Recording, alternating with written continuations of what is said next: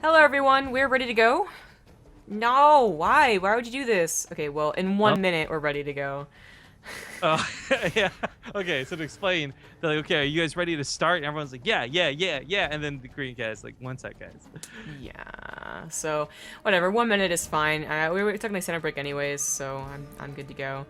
Um, Yeah, really eh, appreciate those of you stick around. I know it's not fun through downtime, but it's better than overexerting ourselves. We're talking about it during the break too. We got another cast coming up today potentially. We may actually end up skipping it. We're both feeling like garbage, but of course, this week marks the start of the majority. I know there's already been a couple like for the more outskirt regions, but the Copa Mexico qualifiers are all this week. So we're going to be covering North America, Europe, and all this good stuff. And we don't have Fear Dragon to trade off with like we have in the past. So we got a lot of work this week coming up. So if you guys are StarCraft fans, it's good because it means you get to see a lot of StarCraft.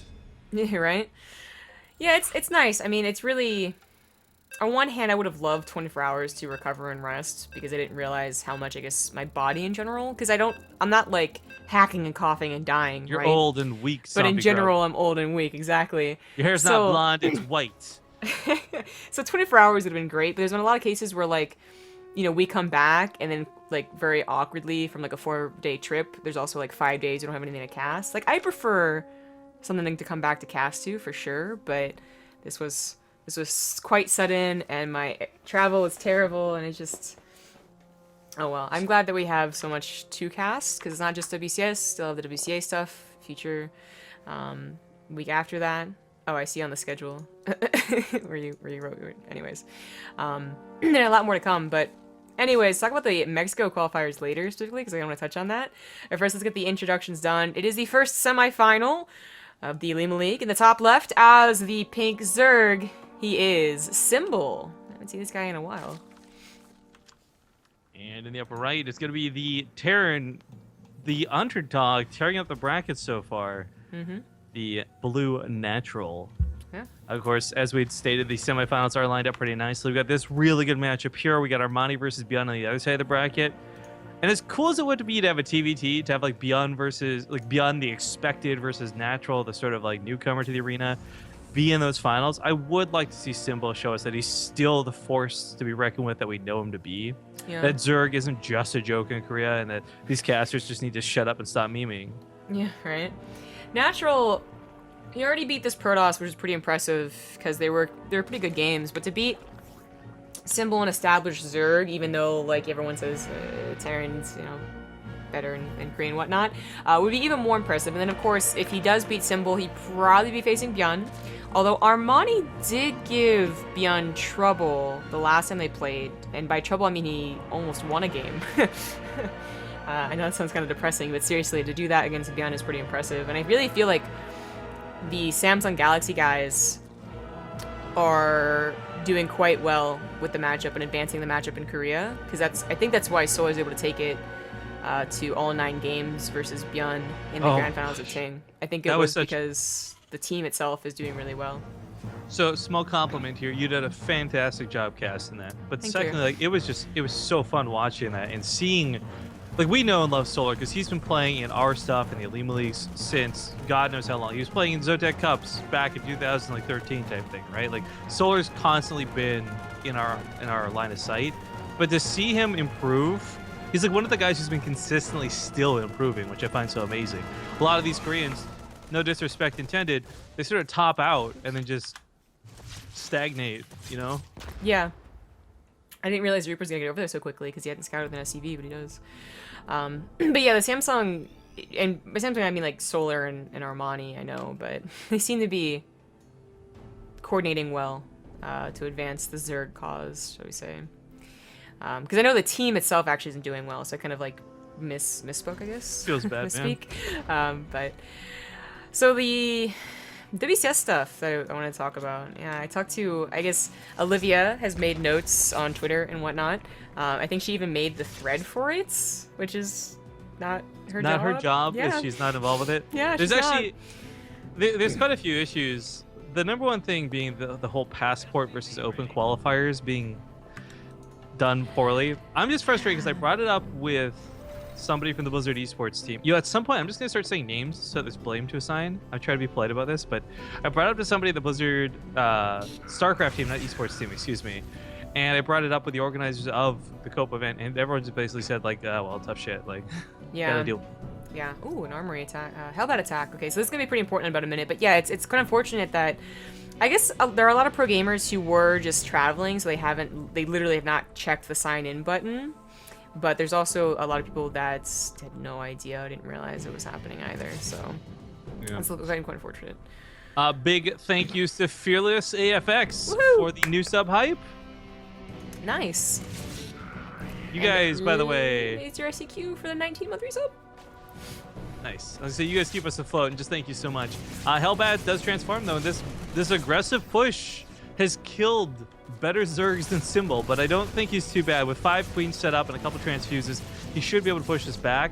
Of course, the most dangerous thing for NaTuRal is like he can't lose that medevac. If that goes in too deep, the queens just pick it off pretty easily with their 8 range in the sky. Yeah. We got 2 overlords transforming the north side above NaTuRal's base as well. So if he fends this off of the queens, the Lings will just go straight for the counter. And, oh, they're gonna find the third CC. Oh Freebie, no. freebie.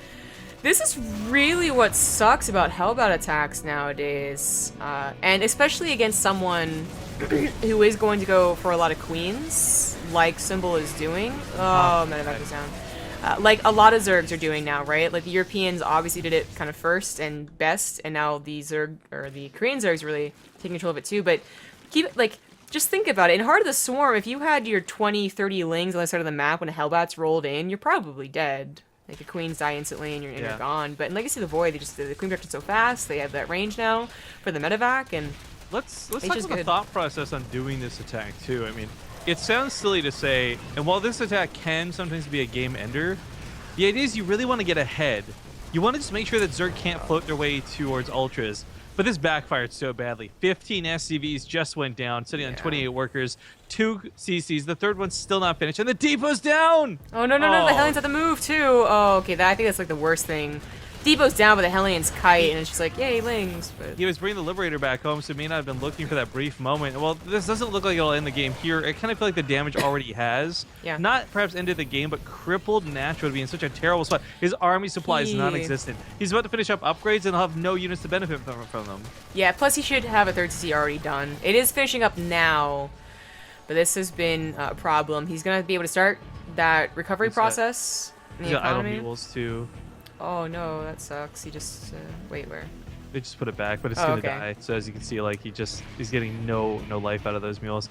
That really sucks. Just gonna fall apart for NaTuRal. And again, like the idea for that attack, it's not to win the game, it's to get ahead. And he fell so far behind off of it. So it's really unfortunate just to see the way this played out for him. Yeah, not to make it sound like it's just the dumbest idea in the world, but seriously, especially casting that best of 9, watching the games in Montreal too, like with Pult versus True.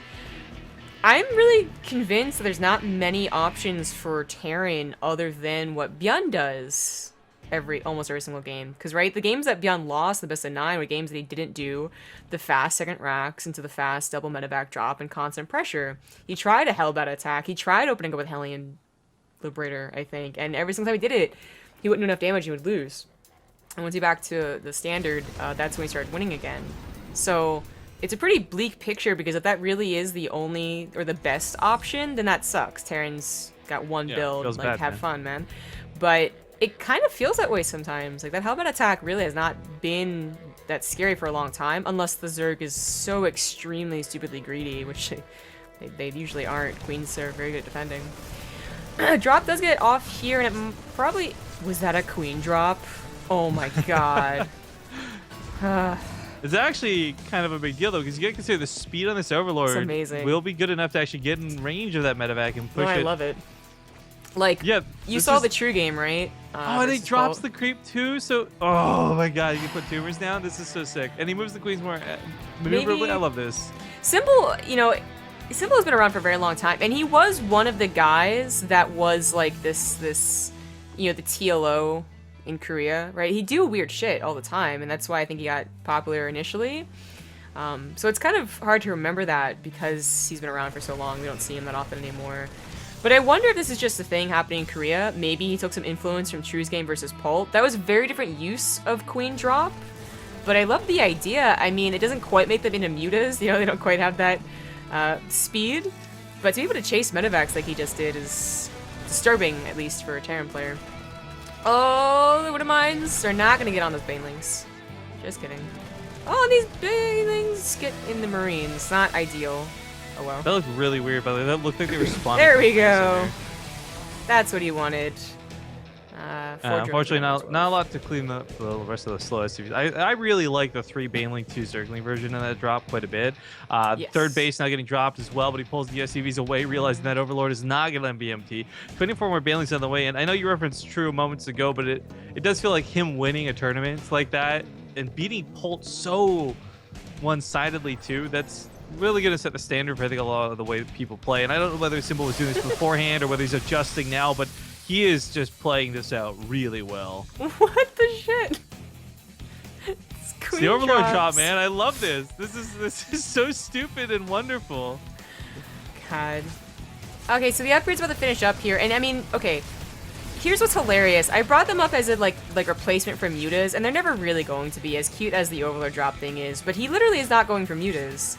He is just sticking on Ling Baneling with upgrades, which is usually very all-in. You know, you would see all-ins like this sometimes, or desperate scenarios where they can't get to mutas in Heart of the Swarm. But usually, eventually, they at least add on an Infestation Pit, and they're pretty popular.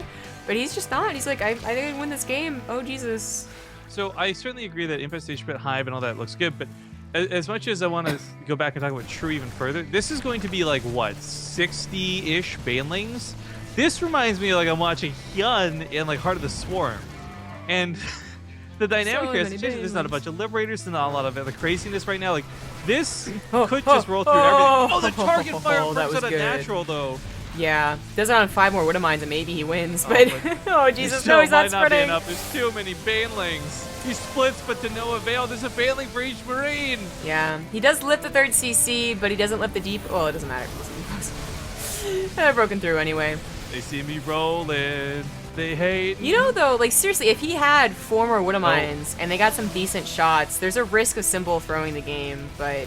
Oh, I agree. I mean, like, the first off, the target fire was absolutely fantastic. I can't even believe he did that, to be honest. And took out such a big chunk of them. But this is so over. GG. Symbol takes game number 1.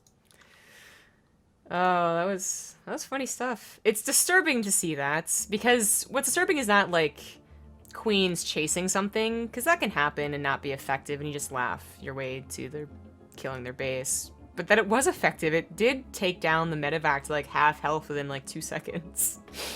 And NaTuRal had to leave. That's scary. And now it's going to be NaTuRal's map choice. Frost isn't a bad map for TVZ, especially if it's not cross position, which it wasn't. But I guess there are better maps for Terran. Unfortunately, one of those better maps is probably Dasan Station, which is not in the map pool. And Galactic Process, which is also not in the map pool. Feels bad.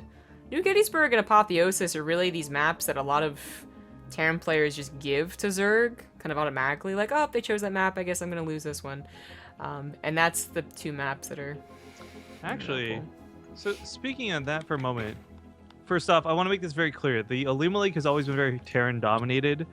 Like, this is just a trend since forever. It's nothing to do with even just this specific map pool.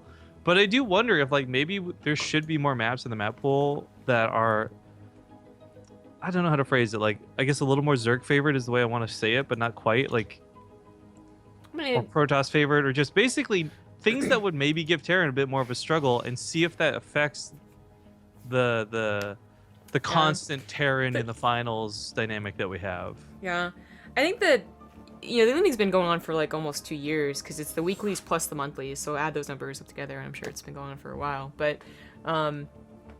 the original intent was that the map pool was actually so bad, no one wanted these 2 maps. So Olivia was like, we'll just get rid of them, and that'll be like an interesting thing about the Olimoleague as well, something a little bit different.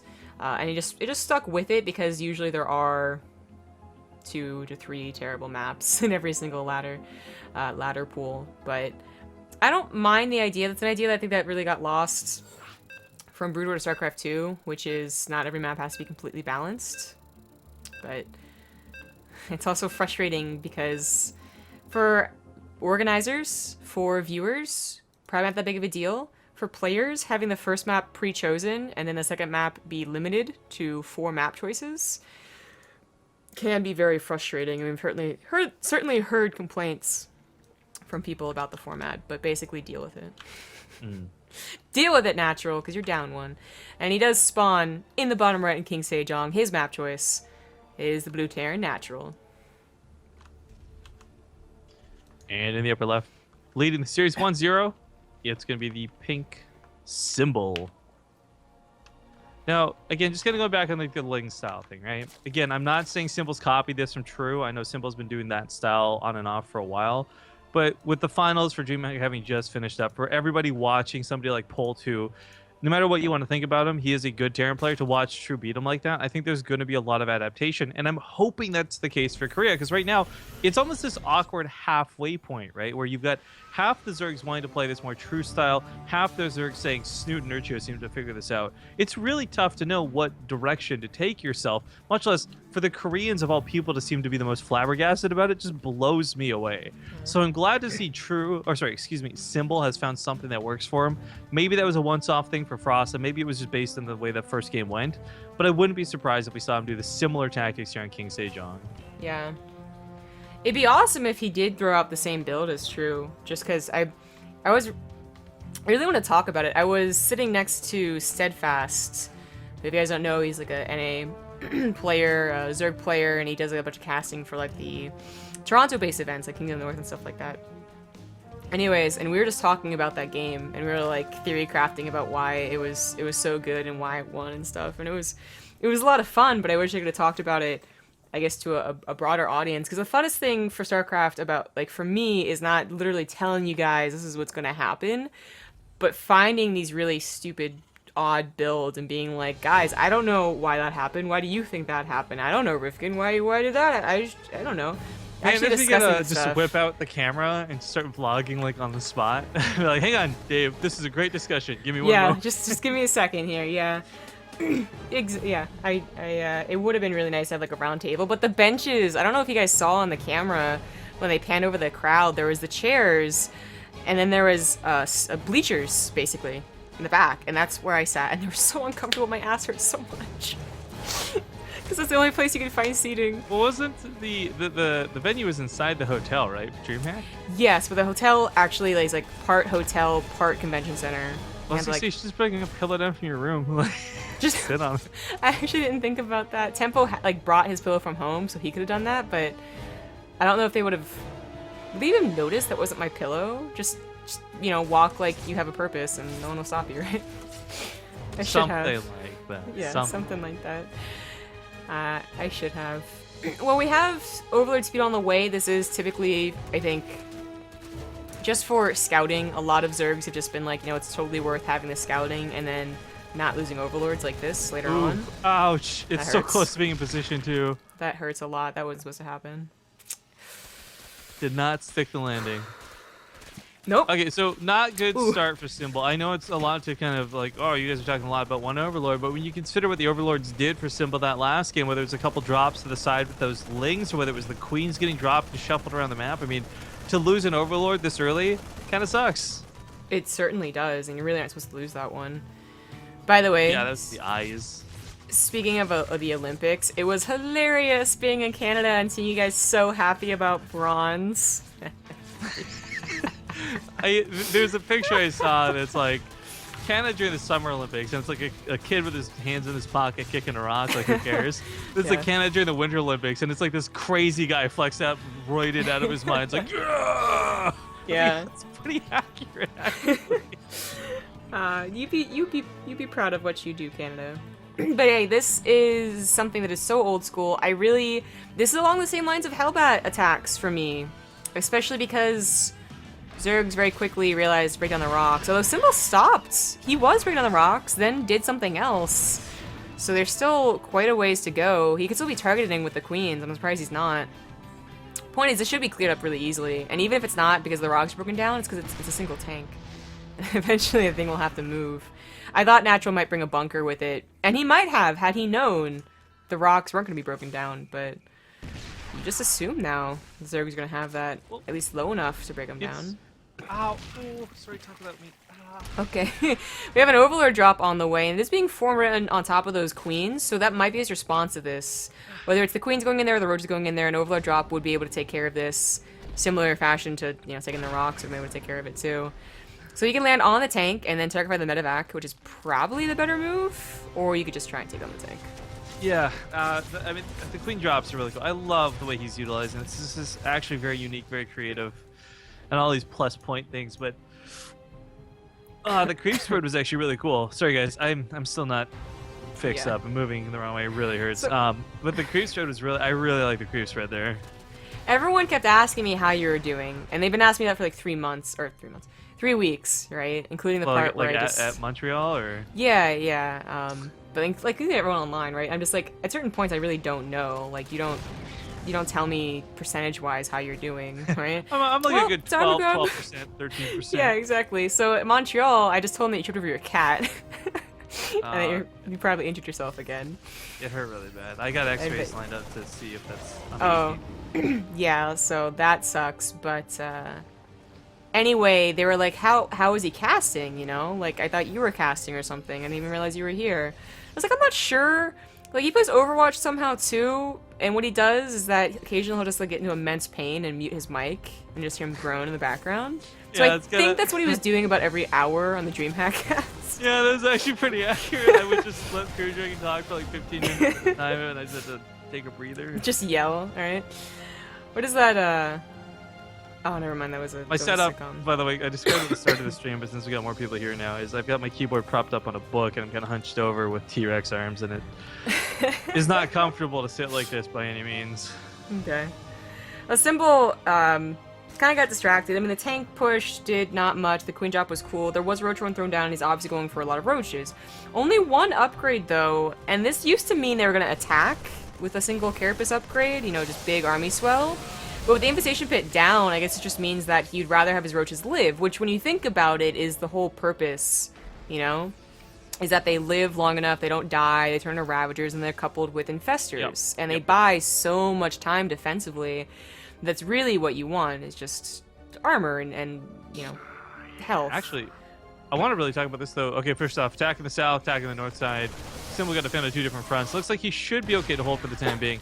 But I love that we're seeing the second style come out of him. I was really worried the Symbol really was just becoming a one-trick pony. Like, okay, you saw True do this thing, so you copied it, and it worked, and it was like, LOL, 50 banelings. But no, this is that foreigner style, I guess we'll call it. The heavier emphasis on Ravagers and whatnot. Or Roaches. I really like that, but we'll see if this goes towards Fungal Growth after all the infestation pit's done, but it's going towards a hive and not a bunch of infestors. Yeah, so not quite any style. You know, you think about Snoot, and he's upgrading his Roach Ravager, and then definitely getting infestors, and then maybe Broodlords, maybe more upgrades for Roach Ravager. You think about, I guess, like Nertio, he gets his melee upgrades too. This is very upgradeless.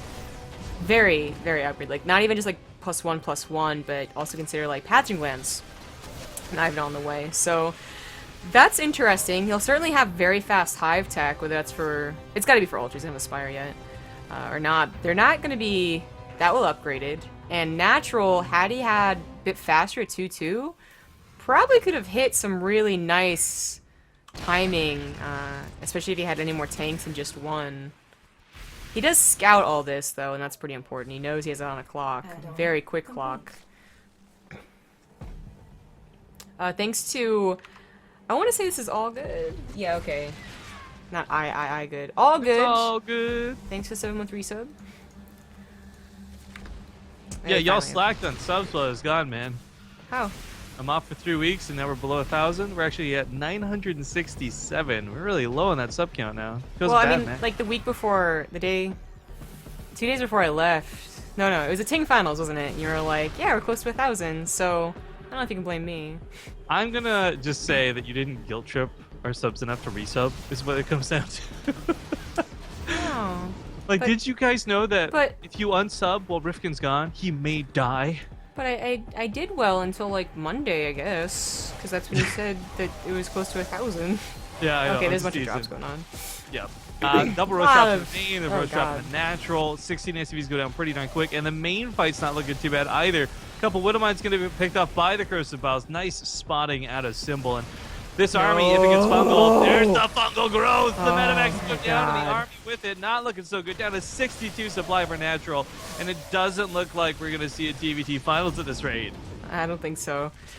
These roach drops, like, this is a very, like, Symbol thing to do, I feel. This is a Symbol way to play. He's still going for, like, the super fast Ultralisk, which is not new, but to include the Overlord drops, plus there's the actual aggressive move out here with the Roach Infestor, because he knows he's winning. It's a little bit different. Doesn't even need the Ultras. Tanks are gonna help. Oh, the Fungals. Those Fungals are so good.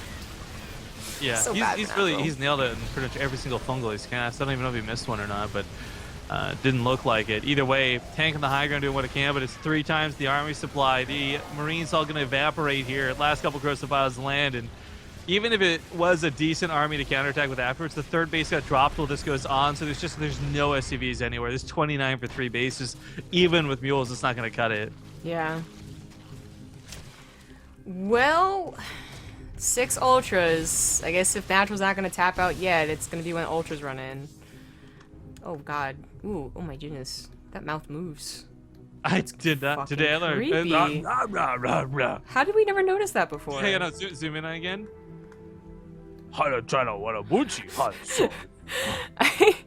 I always thought that was just an opening, not a mouth, but now it looks like 'em. And like the it's thing is nothing- the eyes now too? What the fuck? Okay. Okay, you gotta think, like, here's the thing. Each building seems to like a different part. Like, you know, we got the Terrantron, like, you combine all the buildings. I feel like Yeah. Zerg could do this too, because you got, like, the Roach. The Roach one's got, like, a wonder- little mouth to it too, but it's more like a grabby claw. The Ultras Cavern obviously has a mouth. But the Hydro's Den doesn't fit this motif of mouths because it has a butthole. Like an extractor. No. Yeah. Extractor. Yeah, yeah. Exactly like an extractor, right? Like you turn around now. What? It's like if you actually like look on apparently like one side of it, it like has one. Anyways, we're not gonna experiment with that. We're not gonna experiment. GG. Symbol. All right, so we are going to have a Zerg in the finals. Congratulations to him. NaTuRal will unfortunately be knocked out here and now, but hopefully see more of him in the future. Next semifinals, though, another TVZ. This one's going to be Bjorn versus Armani. So stick around, guys. We're going to go to some breaks. Hopefully this will be up soon, and we won't be sitting around twiddling our thumbs. So we'll see you guys in a couple minutes. Thank you for watching.